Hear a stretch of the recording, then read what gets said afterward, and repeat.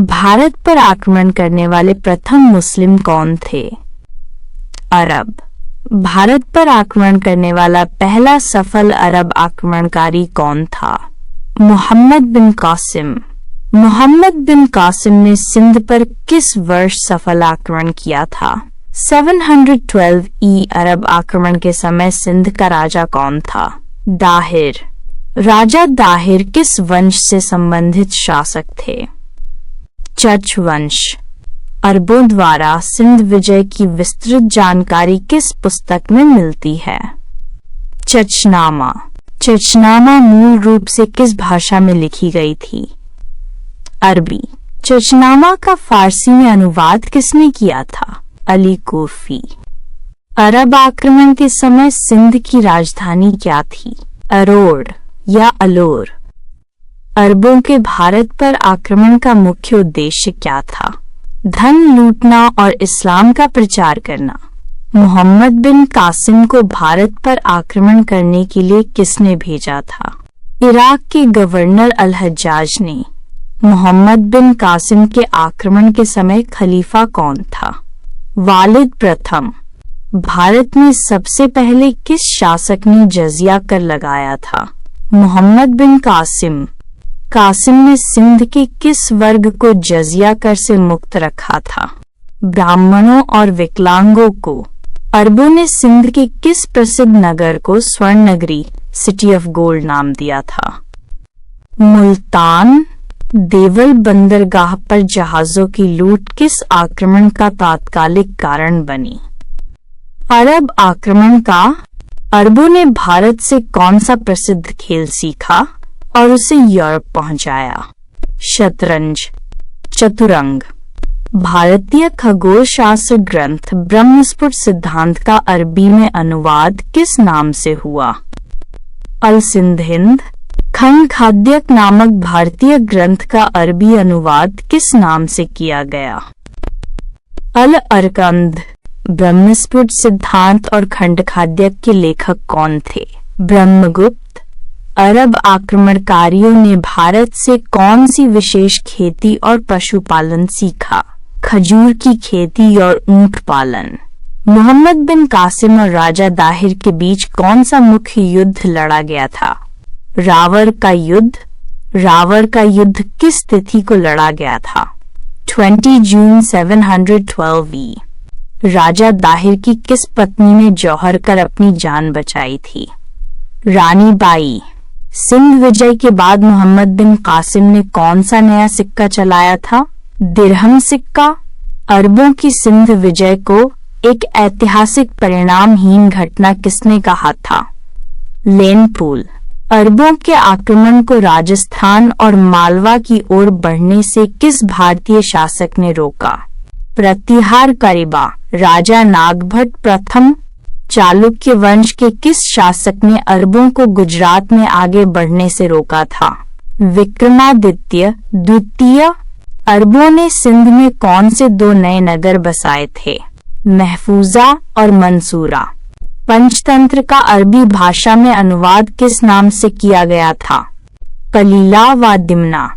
मोहम्मद बिन कासिम की मृत्यु किस खलीफा के आदेश पर हुई थी? सुलेमान।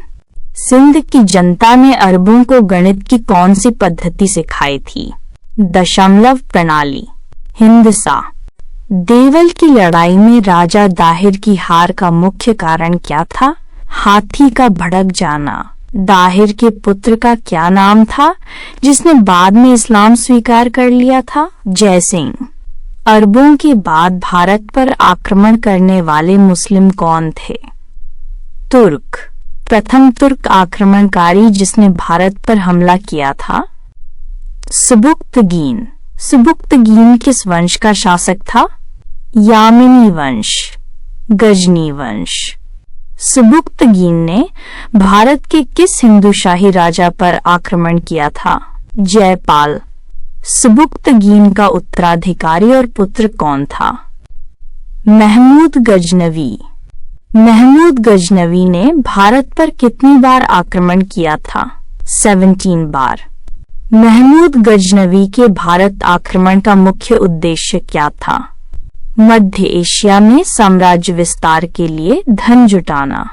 महमूद गजनवी ने भारत पर पहला आक्रमण किस वर्ष किया था? 1000 ई। वो हिंदू-शाही राजा कौन था जिसने गजनवी से हारकर आत्मदाह कर लिया था? जयपाल।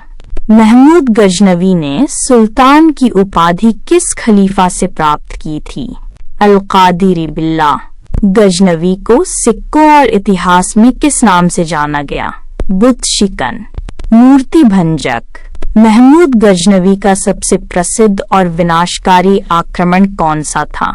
सोमनाथ मंदिर पर आक्रमण। सोमनाथ मंदिर पर महमूद गजनवी ने किस वर्ष आक्रमण किया था? 1025 ई। सोमनाथ आक्रमण के समय गुजरात का चालुक्य शासक कौन था? भीमदेव प्रथम। सोमनाथ मंदिर को लूटकर लौटते समय गजनवी पर किसने हमला किया था? जाटों ने। महमूद गजनवी का भारत पर अंतिम आक्रमण 1027 ई किसके विरुद्ध था? जाटों के विरुद्ध। गजनवी के साथ भारत आने वाला प्रसिद्ध अरबी विद्वान और इतिहासकार कौन था? अल-बरूनी।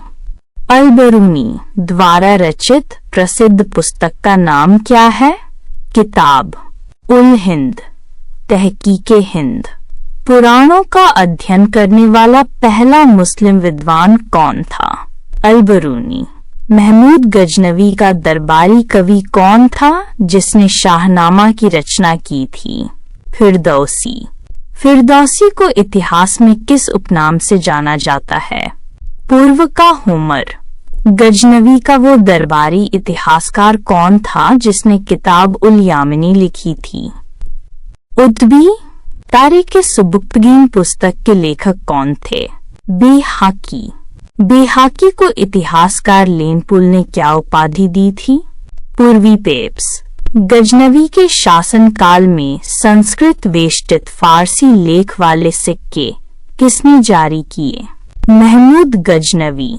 महमूद गजनवी की मृत्यु किस वर्ष हुई थी? 1030 ई। भारत में मुस्लिम साम्राज्य का वास्तविक संस्थापक किसे माना जाता है? मोहम्मद गोरी। मोहम्मद गोरी किस वंश का शासक था? संसबानी वंश। मोहम्मद गोरी का पूरा नाम क्या था? शहाबुद्दीन उर्फ मुइजुद्दीन मोहम्मद बिन साम। मोहम्मद गोरी ने भारत पर पहला आक्रमण 1175 ई कहाँ किया था? मुल्तान पर। भारत में मोहम्मद गोरी को पहली बार किस शासक ने पराजित किया था? गुजरात के मूलराज द्वितीय भीम द्वितीय ने। मूलराज द्वितीय ने गोरी को किस स्थान पर पराजित किया था? आबू पर्वत के निकट कायदरा के युद्ध में 1178 ई।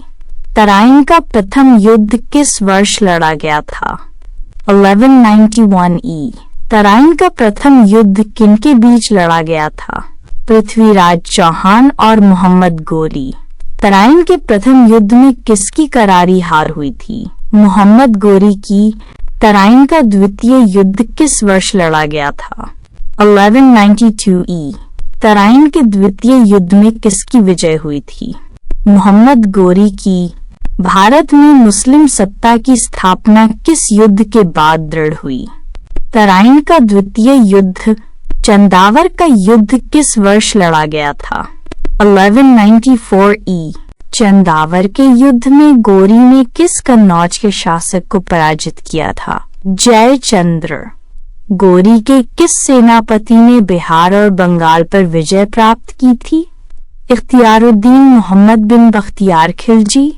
बख्तियार खिलजी ने किस प्रसिद्ध भारतीय विश्वविद्यालय को नष्ट कर दिया था? नालंदा विश्वविद्यालय। बख्तियार खिलजी ने नालंदा के अलावा और किस विश्वविद्यालय को तोड़ा था? विक्रमशिला विश्वविद्यालय। मोहम्मद गोरी के सिक्कों पर किस हिंदू देवी की आकृति अंकित थी? देवी लक्ष्मी। गोरी के सिक्कों पर देवनागरी लिपि में क्या लिखा हुआ था? श्री मोहम्मद बिन साम। मोहम्मद गोरी की हत्या 1206 ई में किस स्थान पर की गई थी? दमयक नामक स्थान पर खोखरों द्वारा। गोरी की मृत्यु के बाद उसके भारतीय साम्राज्य का कार्यभार किसने संभाला? कुतुबुद्दीन ऐबक। दिल्ली सल्तनत और गुलाम वंश की स्थापना किसने की थी? कुतुबुद्दीन ऐबक। गुलाम वंश की स्थापना किस वर्ष हुई थी? 1206 ई। सूफी संत ख्वाजा मोइनुद्दीन चिश्ती किसके साथ भारत आए थे? मोहम्मद गोरी। भारत पर अरबों का पहला असफल नौसैनिक अभियान कब और कहां हुआ था? 636 ई में ठाणे, मुंबई के पास पर। खलीफा उमर के समय हुए पहले अरबी आक्रमण का नेतृत्व किसने किया था? उस्मान बिन अबी अल आस। कासिम के आक्रमण के समय सिंध का कौन सा नगर बौद्ध भिक्षुओं के प्रभाव में था? नेरून। कासिम ने किस नगर को बिना युद्ध किए ही आसानी से जीत लिया था? सेहवान। सिंध की विजय गाथा के लेखक काजी इस्माइल किस शासक के समकालीन थे? मोहम्मद बिन कासिम। अरब काल में भारतीय राजाओं को अरबों द्वारा क्या पुकारा जाता था? बलहारा। मोहम्मद बिन कासिम ने राजा दाहिर की किन दो पुत्रियों को बंदी बनाकर खलीफा के पास भेजा था? सूर्या देवी और परमल देवी।